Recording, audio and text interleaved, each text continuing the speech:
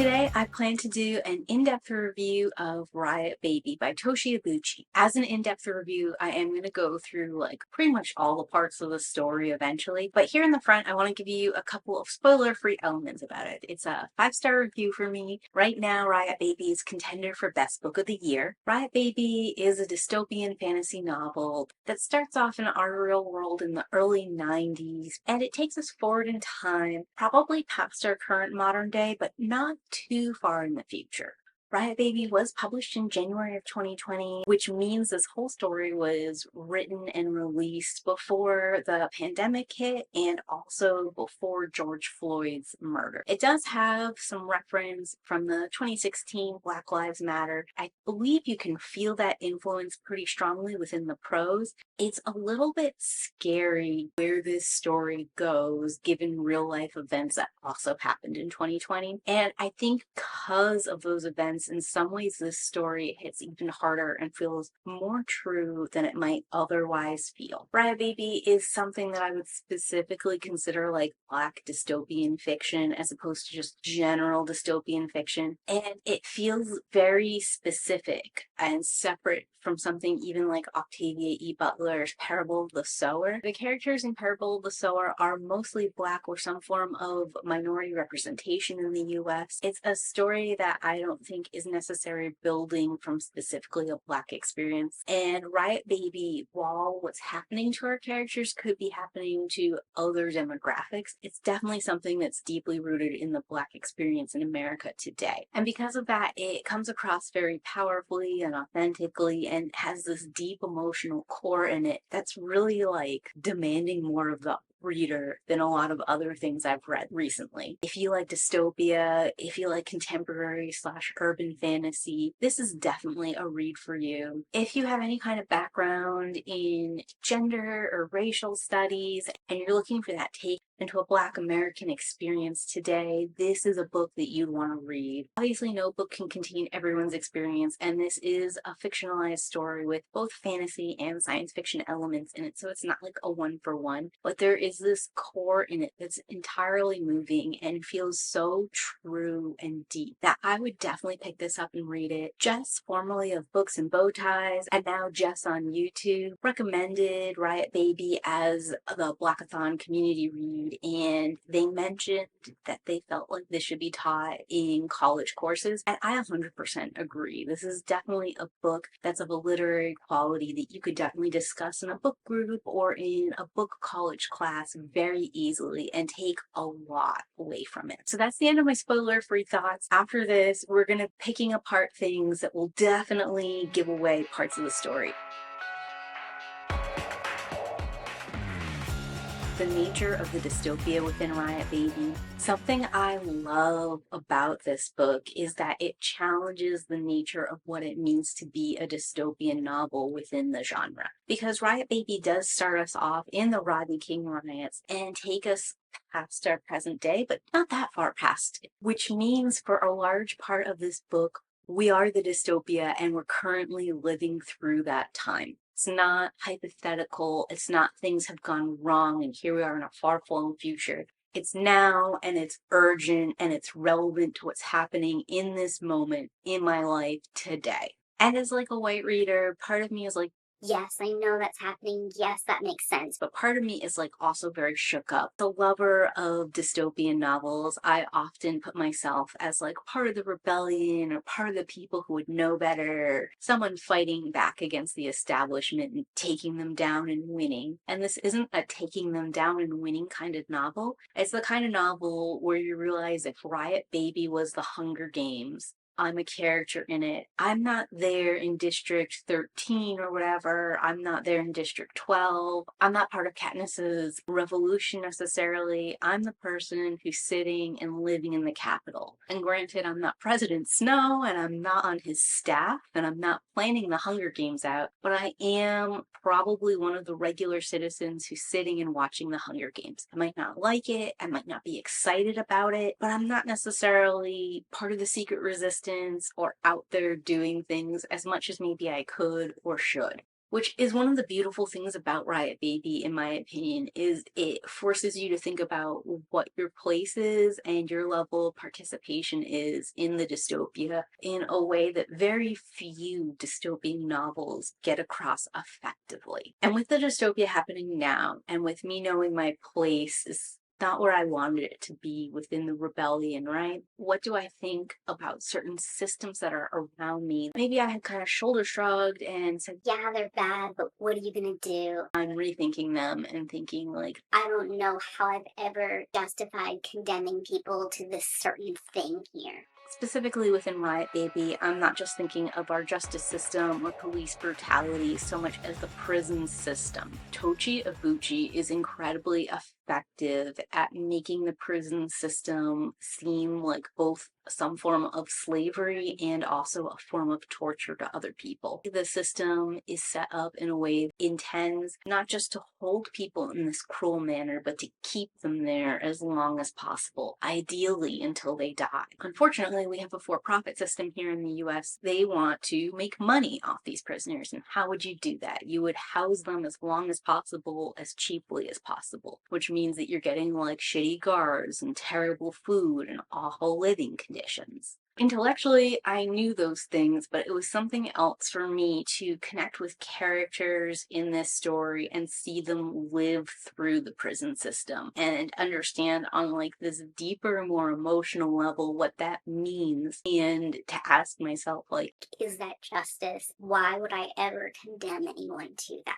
and something else the book does effectively is even when our main character is up for parole or talking about what they'll be doing when they get out, there's no real joy or hope for them in that. When they get out, they'll have to report to a parole officer who may or may not actually tell the truth about where they are and what they're doing. They may or may not make it easy for them to check in. It all depends on if the parole officer is in a good mood and if the parole officer decides that they like this person and all these other things that have nothing to do with whether or not the ex-convict is actually behaving themselves. Because they are on parole, they can't communicate with anyone else who's a convict, which is like everyone they know, which means they have like no rides anywhere, they have no potential job offers, they don't have any friends or contacts or support system. I thought like you had served your time and now it's time for a fresh start. That's not the case. If the case is really to catch them out and put them back in prison, why is that the goal here? Which brings us to eventually our main character getting out of prison and going into like the futuristic parole system, which is basically a planned community of only ex-convicts, and they're not allowed for any friends and family to come in to visit them. They have like a microchip in them, lets them in and out of their house, but it also medicates them if they start to get agitated. It tracks them so that everyone always knows where they are. They've got like an apprenticeship for work, which is great, but they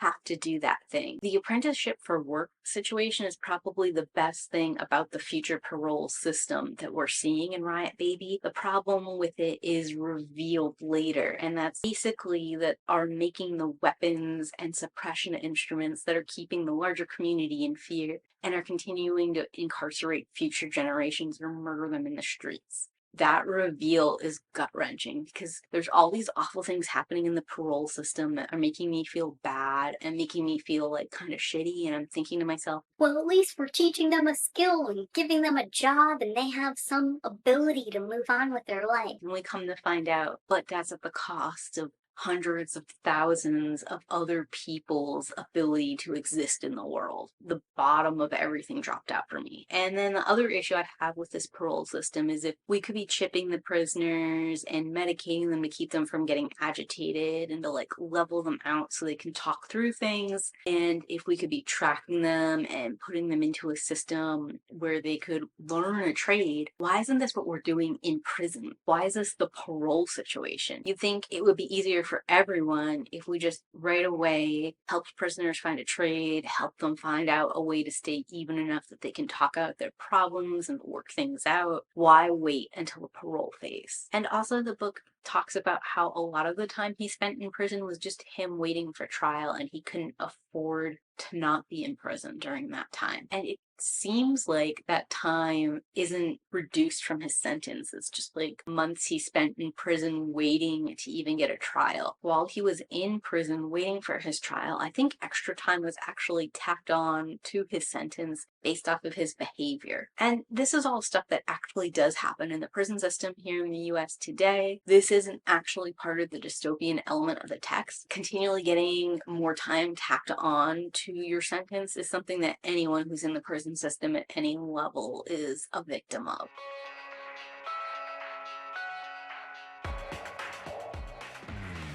I kind of skipped over the police brutality element. It's significantly more prevalent in the first third of the book, but I think Tochi Onyebuchi does a good job kind of balancing it out. I'm kind of glad he doesn't linger too long on the police brutality, because sometimes I think describing the violence in too much detail or going over it with too much graphic nature starts to become like a gore porn kind of situation. I don't want an actual problem in our world like police brutality to be commodified for entertainment. So while it's something that happens in the book and is brought up as like, Of course, this is the thing. it's not heavily lingered on. And I guess too, like, it's so obvious that police brutality is happening, and it's happening more often to Black and brown people. It's not something that the book feels like it needs to really go over and cover in depth. It was really sad. We start out telling the story from the female lead's point of view, and then we go into her brother's point of view. And her brother is just like a little kid, and then we jump in time to where he's like 15, 16, and he's pretty much brutalized by the cops like twice back to back. And it's very upsetting and jarring, because what I had known about this kid was that he was like 8 and he was a great student. This character is protected both by his sister, and like she's organized things so that like the local community is rallying around him and protecting him. So like My characters are safe. then he is just beaten down and arrested. And I realized that Nobody here is safe. The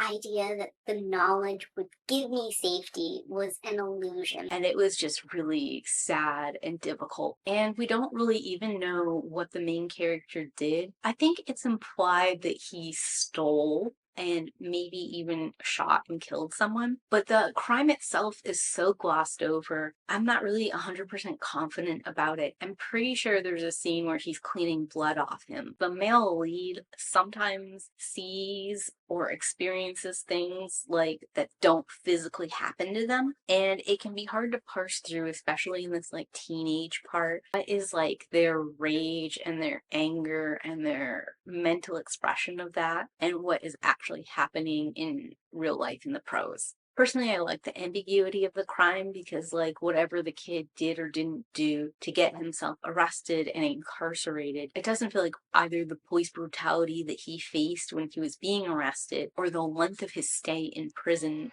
fit. Another thing Riot Baby explores very heavily is the whole concept of anger and the levels of anger that people feel. So we discussed a little bit with the male protagonist. He's a very angry teenager, and he has a lot to be angry about. His sister ran away, his family is in an unsafe living condition, he's being attacked for things that he hasn't done just based off of his skin tone, and he can't even really defend himself against gangs or other groups. They're also kind of picking on him and making fun of him. Like, it just seems like there's no safe haven for him or way out. What took me more surprise, I think, might actually be our lead female protagonist's level and consistency of anger. And some of it is that I thought this story was going to go in a completely different angle than it actually does. I thought that her thing, as the book calls it, was going to be used to like help prevent attacks and save people, and maybe she would develop telepathy and be able to like fight back against the system and have a revolution, you know, like a more stereotypical, I guess, young adult sort of dystopian novel. But that's not what this story is doing. So our main female protagonist is just continually like seeing death and destruction of like innocent people when she meets them, young children dying in the streets, some of them die in gang wars, some of them die at the hands of police, some of them kill each other. Just she's consistently bombarded with these future images of doom and gloom for everyone around her. And also, she's seeing all this violence of Black and brown people on the TV too, starting with like the Rodney King riots, but talking about like unarmed Black people being shot and killed by police all the time, and talking about them being beaten and brutalized by police, talking about different Black Lives Matter riots and protests, and how those people have been attacked and harmed, and how sometimes they get out of hand and there's looting, and sometimes even like local shops are the victim of this. So in a way, there's like this perpetuating cycle, even when they're trying to fight against a system that's pushing them down. And all of this is something that she can't escape, even if she turns off the TV, because it's part of her power.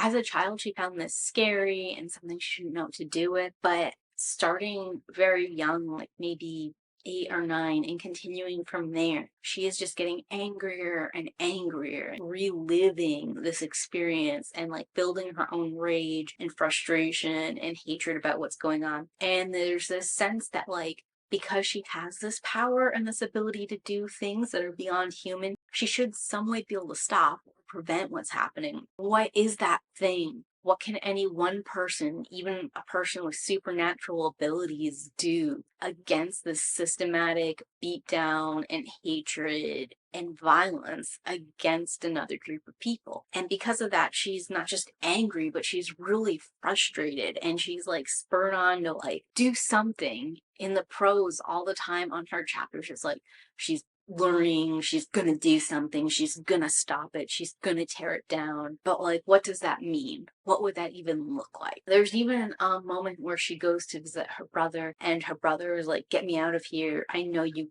can. And she doesn't. I was a little bit confused at first when I read that, like, why doesn't she do it?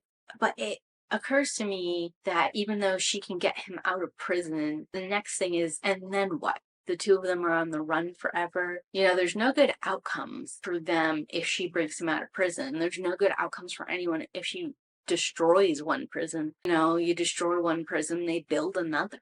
Even though she has all this extra ability and knowledge, she is still as much trapped and unable to change things as it seems like everyone else around her. And that makes her more angry and frustrated. But once I started to understand that's where she was coming from, I found that element of her character incredibly powerful, and that level of like frustrated helplessness to be very relatable. It's just a situation where, because we don't see a clear and obvious solution, we're sort of like sitting still in a status quo, and we have to ask ourselves, what would that first step look like, and what could we do to change things around us? And I think that's going to be the majority of the themes and takeaways that I personally got out of Riot Baby. It's not exactly an uplifting story, but I think it's a very moving and important one, and I think it's something that everyone should consider reading when they feel like they're in the mental headspace to deal with it. So have you read Riot Baby? What was your favorite part or main takeaway of it? Tell me in those comments down below. And as always, keep reading. Bye!